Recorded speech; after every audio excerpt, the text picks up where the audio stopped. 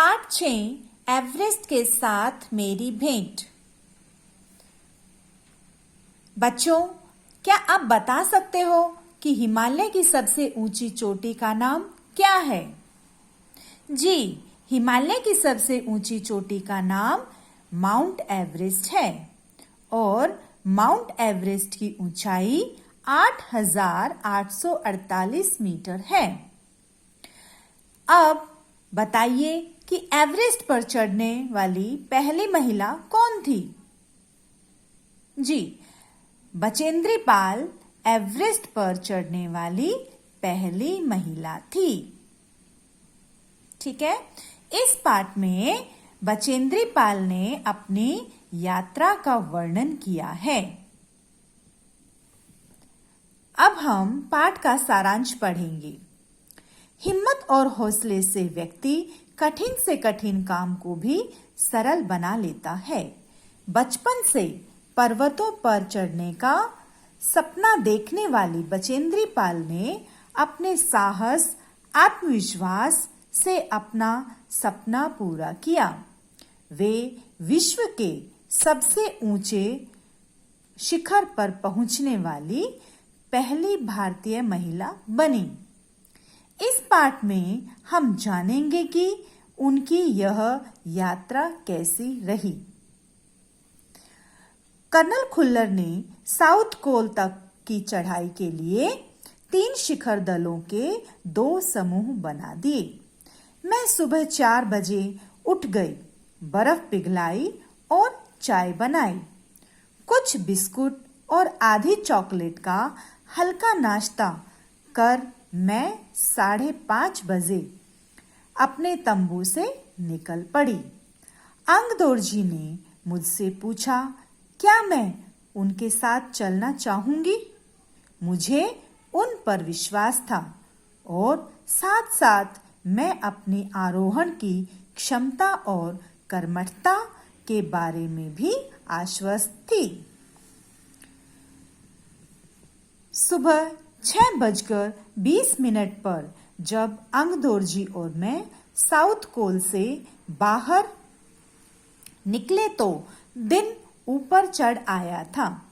हल्की हल्की हवा चल रही थी और ठंड बहुत अधिक थी। हमने बगैर रस्सी के चढ़ाई की। अंगदोर्जी एक निश्चित गति से ऊपर चढ़ते गए। मुझे भी उनके साथ चलने में कोई कठिनाई नहीं हुई। जमी हुई बर्फ की सीधी और ढलाऊ चट्टानें इतनी सख्त और भुरभुरी थी मानो शीशे की चादरें बिछी हों। हमें बर्फ काटने के लिए फावड़े का इस्तेमाल करना पड़ा। 2 घंटे से कम समय में ही हम शिखर कैंप पर पहुंच गए। अंगदोर्जी ने पीछे मुड़कर पूछा, क्या तुम थक गई हो? मैंने जवाब दिया, नहीं। यह सुनकर वे बहुत अधिक आश्चर्यचकित और आनंदित हुए। फिर थोड़ी चाय पीने के बाद हमने पुनः चढ़ाई शुरू की। पुनः का अर्थ होता दोबारा शुरू की। लहाटू एक नायलॉन की रस्सी लाया था। अंगदोर्जी और मैं रस्सी के सहारे चढ़े, जबकि लहाटू एक हाथ से रस्सी पकड़े हुए बीच में चला।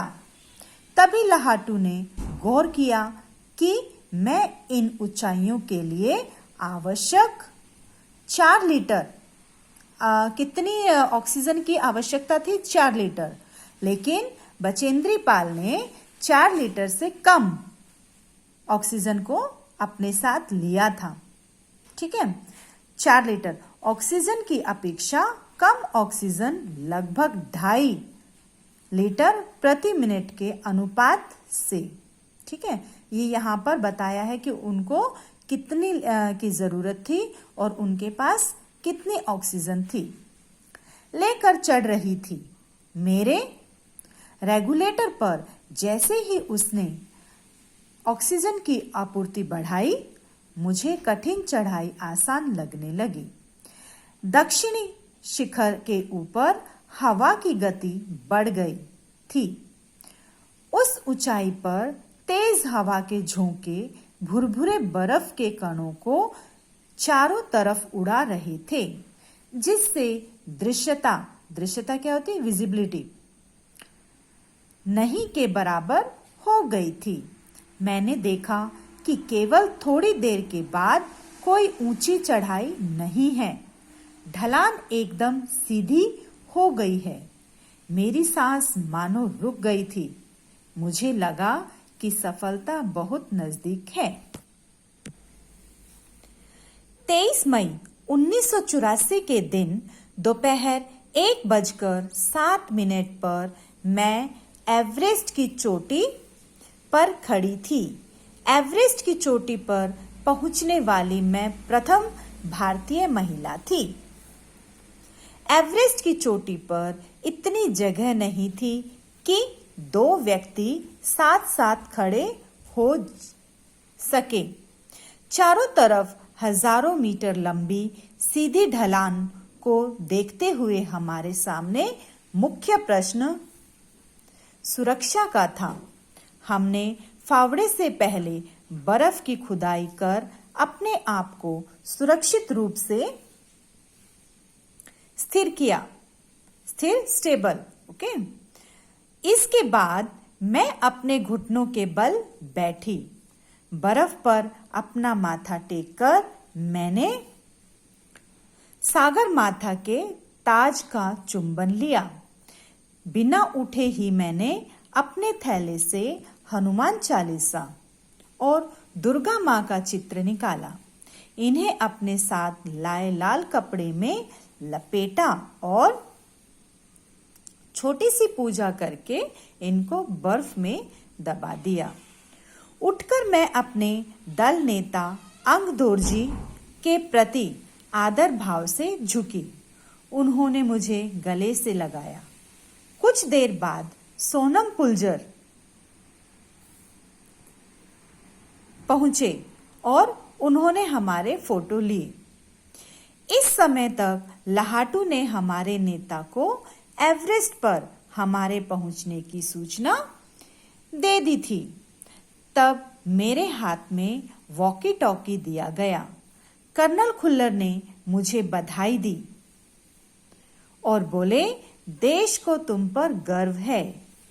हमने शिखर पर कुछ समय व्यतीत किया और अपनी वापसी यात्रा 1:55 पर आरंभ की।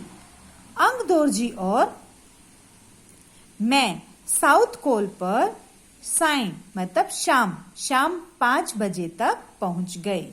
साउथ कोल से शिखर तक और वापस साउथ कोल तक की यात्रा,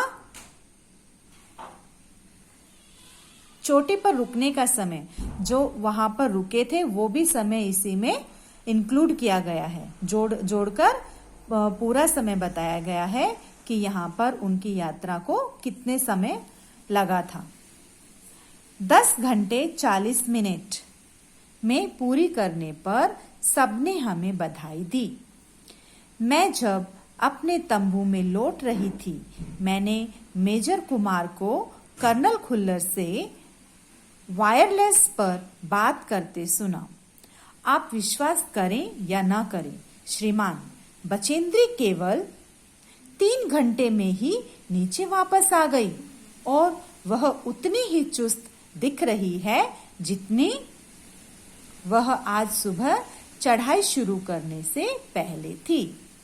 मुझे पर्वतारोहण में श्रेष्ठता के लिए भारतीय पर्वतारोहण संघ का प्रतिष्ठित स्वर्ण पदक तथा अन्य अनेक सम्मान और पुरस्कार प्रदान किए गए। पद्मश्री और प्रतिष्ठित अर्जुन पुरस्कार की घोषणा की गई।